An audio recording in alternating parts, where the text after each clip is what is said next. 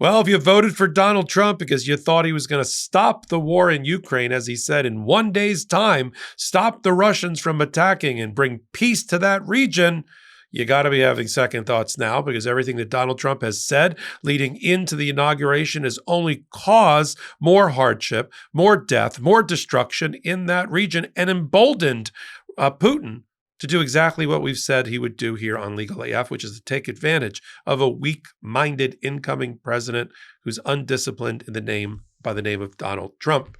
Donald Trump made promises to end the war on day one, and Ukraine shook in their boots because they knew that that meant that they would have to give up all of the territory that Russia had illegally, unconstitutionally, against world order and against United Nations and other conventions that had illegally taken. In other words, Donald Trump is by his plan going to reward the bad behavior of Russia, only encouraging Russia to do it again the next time.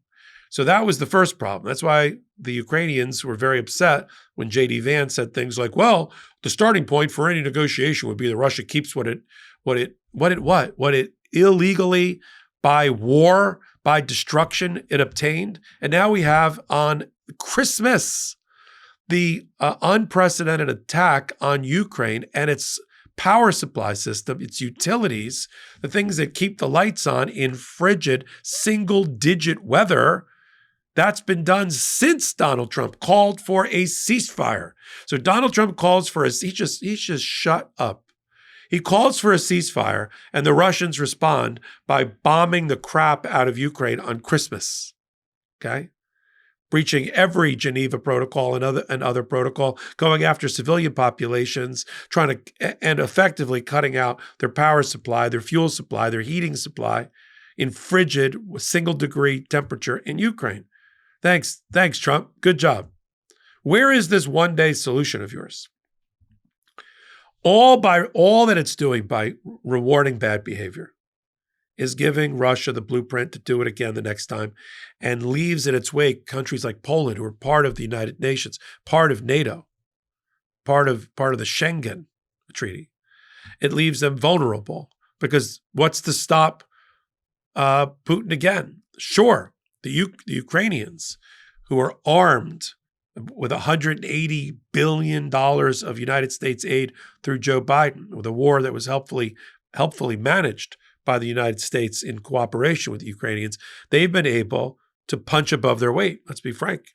Ukraine is like, I don't know, what is it, 1/5 the size of Russia, maybe less, 1/10 the size? And they have fought Russia to a stalemate, to a standstill for more than almost 3 years. Almost 3 years. Couldn't have been done without United States support, couldn't have been done without the fearless leadership of Zelensky and the fearless courage of the Ukrainians. And now the reward for that is they're supposed to just let go all of the areas that were acquired through war, through devastation, through tens of thousands of Ukrainian lives. Just give it up. And what we can see is that Putin has effectively given the middle finger to Donald Trump and told him, I don't know what you told the American people on the way in to try to get elected, but you don't own me, you don't control me, and I'm going to bomb my neighbor, my cousin, my brother, Ukraine. Bomb them out of existence if I can, including on Christmas Day. That's how depraved I am, and there's nothing you can do to stop it. And we reject your calls for a ceasefire, right? The foreign minister for Russia came out and said, we can't agree. We'll never agree to a ceasefire. That is a non-starter. It's not effective. We're not going to do it. They're going to continue to bomb the crap out of Ukraine.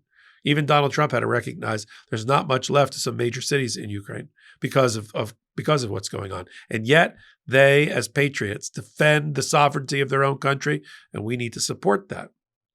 Donald Trump doesn't understand international sovereignty. You know, what's that phrase I use sometimes? To a hammer, everything's a nail. To Donald Trump, everything's a real estate transaction. I'll buy Greenland. It has a lot of rare earth minerals and rare earth resources. We need that. We should buy it. The Chinese are in Central and South America and in the Caribbean, building roads and bridges and tunnels and using the Panama Canal. Oh, we should violate the Panama Canal Treaty. We should take it back. We helped dig it in the early 1900s. We should take it back. Again, Donald Trump doesn't acknowledge or recognize sovereignty, so why should other countries? And we have a lot of, besides the 50 the 50 states, including the continental 48 plus 2, Hawaii and Alaska, we also have territories and protectorates and islands. We have a whole bunch of islands in the Pacific and other places that are part of our being a protectorate, places like Puerto Rico. What's to stop Russia or other powers, China or North Korea, from invading and saying, well, you don't recognize sovereignty, you don't recognize protocols and Geneva Convention and United Nations rules, or you're not a member of the World Court, you don't believe that you can ever commit war crimes, so we're just going to do to you what what the Russians have done to Ukraine. And that is our problem. We have a undisciplined, immoral person who's about to occupy the presidency, and the tone is from the top, and that signals to the rest of the world that you can get away with it. And I'd like Donald Trump to just stop, but he won't. He's making things worse in Ukraine, not better. He doesn't have a solution to end the war. He's not going to pull out immediately. He's not going to stop the billions of dollars of funding for Ukraine. There's no political will for that. And instead, he's going to leave Ukrainians in limbo and at the mercy of the Russians. And the United States isn't going to do a darn thing about it because Donald Trump is an America first isolationist. And that's not a foreign policy that I can live with and one that I can support. So I'm going to continue to follow how Donald Trump is making a mess before he even gets into office of Ukraine and the war and their valiant effort to fight off the war with Russia, and how his call for a ceasefire led to the bombing of Ukraine and knocking out and knocking off its power grid and knocking it offline during a frigid winter and Christmas holiday.